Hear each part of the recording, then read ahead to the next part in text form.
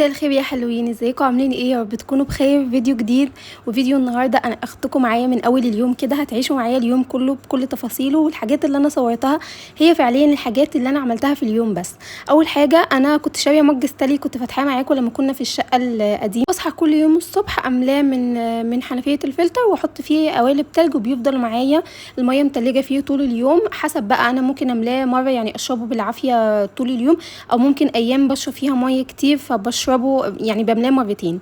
المهم انا هنا زي ما قلت لكم مليته من حنفيه الفلتر، وبعد كده حطيت فيه التلج وبيفضل بقى صامد معايا لحد اخر اليوم، بيفضل متلج. وبصراحه هو اختراع حلو قوي، وطول ما هو قدامي فهو بيشجعني ان انا اشرب ميه. بعد كده بقى انا كنت هعمل فطار، بس كنت هعمل فطار ليومين 3 كده مع بعض. فانا كنت جايبه علبه تونه، فانا كنت بعمل ايه الايام اللي فاتت؟ بفتح علبه التونه واسخن رغيف العيش، واجيب من علبه التونه احطها واقطع عليها شرايح فلفل وطماطم والف في الساندوتش وخلاص. بس قلت ليه ما اعملش يعني علبه يكون فيها سلطه التونه كل يوم اصحى افطر بيها لحد لما تخلص. عملت كده فعليا، والمره دي انا جبت التونه بتاعت سانشاين اللي هي بالفلفل الحار. هي بصراحه طعمها حلو، يعني مفيش اختلاف في الطعم غير ان هي حراقه بس عن العاديه. فانا بقى جبت بصلايه صغننه قوي قوي، لان انا ما بقتش احب سلطه التونه يكون طعم البصل طاغي فيها. فقطعت بصله صغنونه خالص، وقطعت فلفل اخضر انه هي حراقه فمش هينفع اقطع من الفلفل التاني. وقطعت حوالي نص طماطمايه كده صغننه. وكله بقى يا جماعه يعني صغروا التقطيع على قد ما تقدروا، علشان بس ما تبانش معاكم او ما تغطيش على شكل التونه او طعمها. فقطعوا الخضار صغنن خالص. وبعد كده بقى الحاجه اللي بتنقل سلطه التونه في حته تانية هو ان انتوا تحطوا شبت، يعني عود شبت كده، ولو عندكم بقدونس بيبقى حلو معاها قوي. هنا بقى انا كنت خلاص قطعت الخضار كله، وجبت العلبه اللي انا هحط فيها التونه. يعني ممكن يكفي معايا الكميه دي، ممكن تكفي معايا مثلا يومين 3 افطر بيها. فعلشان كده قلت اعملها بقى مره واحده، بدل ما كل يوم بصحى افتح علبه التونه واحط في الساندوتش او في رغيف العيش وبعد كده اعمل.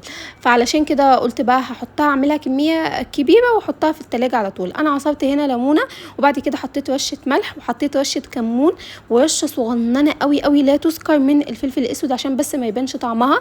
وبدات اقلب كل ده مع بعضه لحد لما كله كده يختلط ببعضه. انا كنت بحط زيت وخل، بس يعني المره دي انا عملتها بيزك خالص وبس. يعني ده كان شكلها في الاخر. هجيب بقى معلقه نظيفه كل يوم اطلع منها شويه في بول، وكده خلاص. يعني احنا كده خلصنا من فقره الفطار يومين 3 كده. الفطارنا جاهز، نصحى نحطه في البوله على طول وناكل. بعد كده بقى انا بدات في الغدا على طول. وبصراحه انه الغدا انا كنت في فتره متاخر قوي، يعني كنت فتره حوالي الساعه 2 الظهر، لان انا كنت صاحي متاخر النهارده. فبدات على طول يعني فطرت من هنا وبدات على طول في الغدا. بدات في الغدا حوالي الساعه 3. انا هعمل النهارده حواوشي، وانا بعمله حلو قوي قوي، وبعمله في نفس الوقت بيزك خالص ما فيهوش اي تفاصيل. انا جبت الكبه الصغنونه دي، فرمت فيها طماطمايه وفلفلايه، وفرمت فيها بصل. يعني حطوا بقى لو عندكم فلفل الوان حطوا. انا حطيت الفلفل اللي هو حراق، وحطيت كمان الفلفل الرومي اللي كان متبقي من سلطه التونه عشان برضو خساره ما يترميش. وبعد كده كان عندي لحمه مفرومه حطيتها، وسبت شويه لحمه مفرومه صغننين. هفهمكم انا سبتهم ليه دلوقتي وهعمل بيهم ايه. لبست جلافز طبعا. وبعد كده عشان اعرف ادعك اللحمه كويس بايدي دعكتها بقى مع البصل والخلطه اللي احنا عملناها، وحطيت كمون وفلفل اسود وملح، وحطيت 7 بهارات وشويه قرفه. وانا الفتره دي يعني معتمده ان الاكل بجد يكون بطعمه الاصلي، ما نزودش بهارات على الفاضي، لان بجد البهارات بتضيع معنى الاكل خالص. فعلشان كده انا عايزه الاكل البيزك خالص اللي بهاراته قليله، اللي طعم اللحمه باين فيه، طعم الاكل ذات نفسه هو اللي باين. فعلشان كده انا قللت بهارات هنا خالص على قد ما اقدر. بعد بقى ما حطيت البهارات اديتها كمان تقليبه كده مع بعضها علشان البهارات تتجانس مع اللحمه. وكان عندي هنا عيش، والحواوشي يا جماعه بيتعمل بعيش بلدي، انه العيش البلدي يعني بيبقى طري قوي قوي وبيبقى فيه طراوه كده، فعلشان كده اطرى من اي عيش تاني.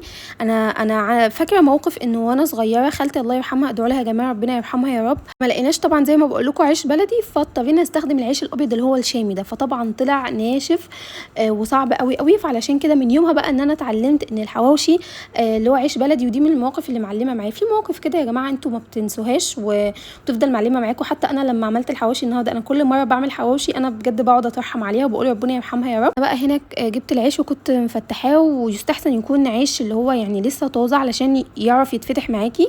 وبعد كده بقى كورت اللحمه، قسمتها على 4 كور وشلتها بقى من على الصينيه، لانه لقيتها بتنزل ميه كده، فعلشان خفت تبوش العيش ولا حاجه فشلتها حطيتها في الطبق تاني. وبعد كده بدات اجيب كوره اللحمه على قد رغيف العيش، وحاولت على قد ما اقدر ان انا اساوي كميات اللحمه في الارغفه كلها، وبدات افرد اللحمه زي ما انتم شايفين في رغيف العيش بطريقه متساويه كده وبشكل متساوي علشان اللحمه تستوي.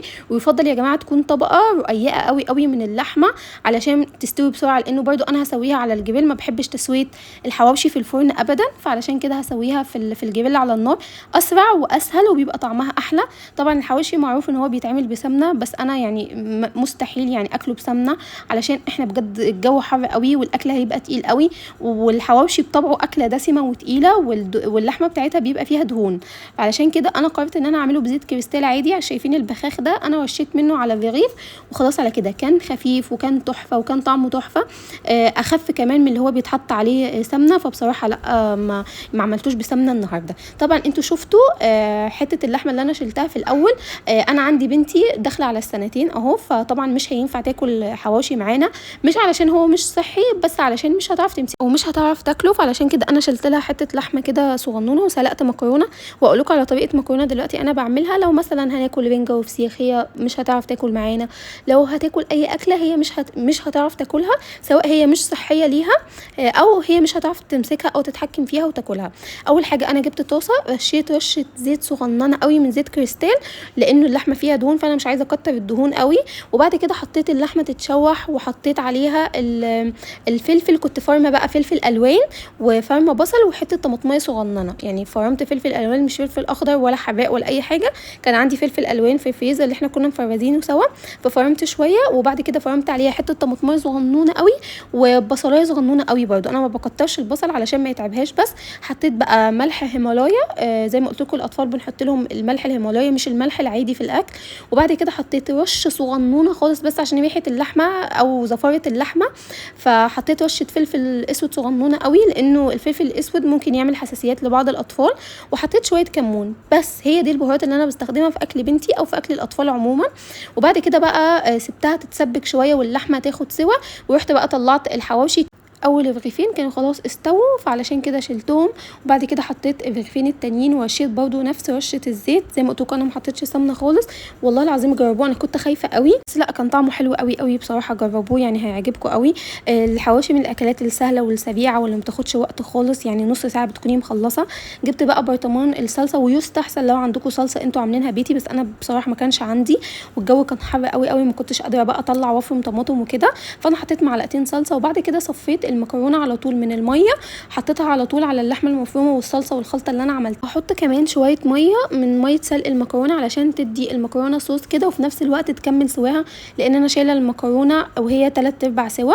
وهبدا اقلب بقى وهسيبها على النار. بعد ما احط المكرونه هسيبها حوالي 5 دقايق لحد لما تتشرب بقى والصلصه تبان كده في المكرونه وتمسك في المكرونه. وده كان شكلها في الاخر، مكرونه صحيه وسهله ولذيذه. هي مش صحيه 100%، بلجأ لها كتير قوي لما بكون عامله اكل مش هينفع بنتي تاكل منه، فبعمل لها المكرونه دي، بتبقى سهله ولذيذه وسريعه، ما بتاخدش اي وقت. بعد كده بقى عملت عصير مانجا، والقريب مني عارف ان انا فيا طبع كده انه انا ما بعرفش يا جماعه لا افطر ولا اتغدى ولا اتعشى طالما ما فيش حاجه انا ببلع بيها الاكل، يعني مشروب انا ببلع بيه الاكل حسب بقى هبلع بايه. ده كان شكل الاكل بقى وشكل العصير. والحواوشي كان تحفه يا جماعه وكان خفيف، واول مره اكل حواوشي معدتي ما تتعبش منه، فلا كان خفيف وسهل وسريع، وغدا سهل وسريع. فده فكره حطوها في المنيو بتاع الاسبوع ان شاء الله. انا هعمله، قررت ان انا هعمله كل اسبوع، هو والبرجر، لان انا ما عملتش برجر بقالي كتير قوي، فان شاء الله نعمله سوا الايام الجايه. هنا بقى كان عندي غسيل، فطبعا لازم المه عشان عندي غسيل عايز يتنشر وده عايز يتطبق، والدوامه اللي انتوا عارفينها اللي كلنا فيها دي. فانا شلت الغسيل بقى اللي عايز يتطبق، وبعد كده جبت الدوره، كان عندي دوره عايزه تتغسل، وكان في برده غسيل في الغساله بيتغسل. فاحنا في دوامه الغسيل دي انا بغسل كل يوم يا جماعه، احنا 3 افراد في البيت وانا بغسل كل يوم، معرفش ليه، يعني معرفش ليه بغسل كم الغسيل الهائل. طبعا انا معايا طفله فبتوسخ هدوم كتير قوي قوي، وهي في مرحله دلوقتي ان هي بتمشي بقى وبتستكشف كل حاجه، فطبعا هدومها بتتوسخ، يعني ممكن تغير مرتين في اليوم. وطبعا الملايات في الصيف بتتغير كل يومين 3 ايام بالكتير قوي. وكمان اللي عامل لي ازمه بقى في الغسيل الفوط، لان احنا ما حدش يعني عندنا قانون في البيت، ما حدش بينشف ابدا ورا التاني او بفوطه التاني، يعني اللي ينشف بفوطه خلاص بتتحط في الباسكت وخلاص، وبنستخدم فوطه تانية. فعلشان كده يا جماعه الغسيل بيتكاثر المكاسر عندي، وانا صاحبه مقوله ان محدش ينشف ورا حد يا جماعه، يعني كل واحد له فوطته كده. ولو في الصيف احنا لو هناخد شاور وهننشف بالفوطه فبننشف فيها مره واحده بس وخلاص، بنحطها في الباسكت بقى تنغسل. هنا بقى انا كنت جايبه باكت المناديل ده على بعضه بتاع زينه. انا بحب المناديل بتاعه زينه اللي هي السحب، بتبقى كويسه، وانا جايباها اللي هي 3 طبقات، والعلبه حوالي فيها 500 منديل. فانا جبت بقى كل علب مناديل البيت، العلبتين البيض اللي انا ماسكاهم دلوقتي دول بتوع اوض النوم، يعني واحده بتاعه اوضه النوم وواحده بتاعه اوضه الاطفال. والعلبه اللي هي فيها تقسيمات دي فدي بتاعه الليفنج، والتقسيمات دي بنحط فيها الريموت بتاع الشاشه، فهي حلوه قوي علشان كده انا حطاها في الليفنج.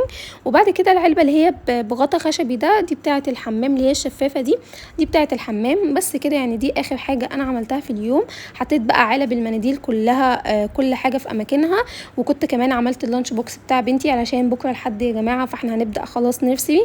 انا بصراحه اتهنت الويك اند ده فرهده بقى وحوارات، وكانت قاعده معايا طول اليوم، واحنا اتعودنا بقى وهي اتعودت ان هي تروح الحضانه، فبصراحه فرق غير مبرر وانا نفسيتي تعبت قوي. فالحمد لله احنا هنروح بكره الحضانه، مع ان الحضانه بجد بتبقى متعبه قوي في الصحيان، بس يعني هنعمل ايه، منها واليها نعود. بس كده اشوفكم ان شاء الله في فيديو جديد على خير. باي باي.